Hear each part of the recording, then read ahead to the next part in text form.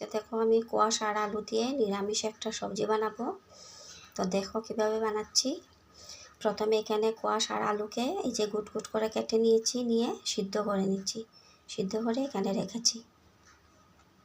আর সোয়াবিনও দেবো ওইটাতে। সোয়াবিনগুলোকে ধুয়ে এখানে রেখেছি। এখন একসাথে সবগুলি ভাজা করে নেব।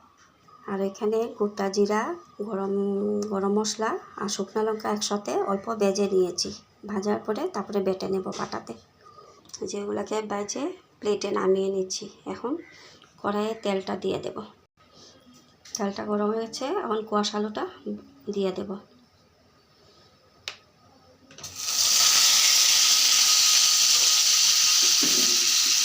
অল্প একটু হলুদের গুঁড়া আর অল্প একটু নুনটা দিয়েছি অল্প ভাজা করার জন্য। এখন এখানে সোয়াবিনগুলো দিয়ে দেব।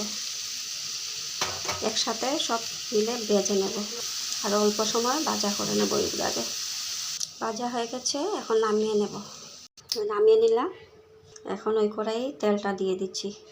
মশলাগুলো বাটা হয়ে গেছে, তেলটা গরম হয়ে গেছে। শুকনো লঙ্কা একটা দিয়ে দিলাম আর এই যে পাঁচফোড়নটা দিয়ে দিচ্ছি। দুটা তেজপাতা। বাটা মশলাতে হলুদের গুঁড়াটা, ধনিয়ার গুঁড়া, লবণ আর কাশ্মীরি গুঁড়া এগুলো সব দিয়ে দিচ্ছি একসাথে। এখন সম্বাস দিয়ে দেব আর মশলাগুলো দিয়ে দেবো সব একসাথে। মশলাগুলো আমার ভাজা হয়ে যাচ্ছে। অল্প একটু চিনি দিয়ে দিলাম।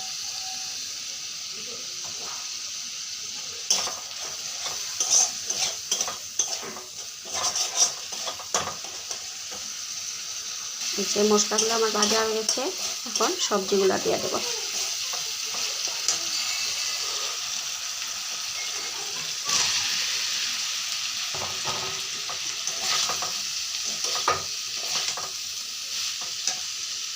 অল্প সময় এখন ভালো করে ভাজা করে নেব।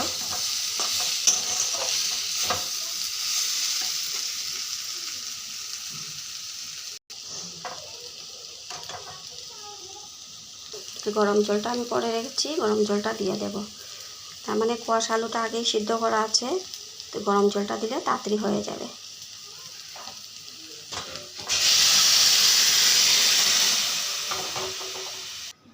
জলটা দিয়ে দিচ্ছি আর চালটা উঠে যাবে। এখন দুটা কাঁচা লঙ্কা দিয়ে দেবো। এই যে দুটা কাঁচা লঙ্কা দিয়ে দিলাম। এখন কম আগুনে রেখে দেবো 10 মিনিটের জন্য। 10 মিনিট পরে নামিয়ে নেব। আমার রান্না হয়ে গেছে, এখন নামিয়ে নেব। যে বন্ধুরা, আমার কোয়াশ আলু দিয়ে তরকারিটা, নিরামিষ রান্নাটা রেডি হয়ে গেছে। দেখো তোমাদের কেমন লেগেছে, ভালো লেগেছে নাকি? ভালো লাগলে অবশ্যই আমার চ্যানেলটাকে সবাই লাইক করো, কমেন্ট করো আর শেয়ার করো। আর চ্যানেলটাকে সাবস্ক্রাইব করে দেবে। এই যে নিরামিষ রান্নাটা তোমরা ইচ্ছা হলে রুটি দিয়ে খেতে পারবে, গরম ভাতের সাথেও খেতে পারবে। খেলে অনেক ভালো লাগে। আমি তো রুটি দিয়ে খাবো এখন।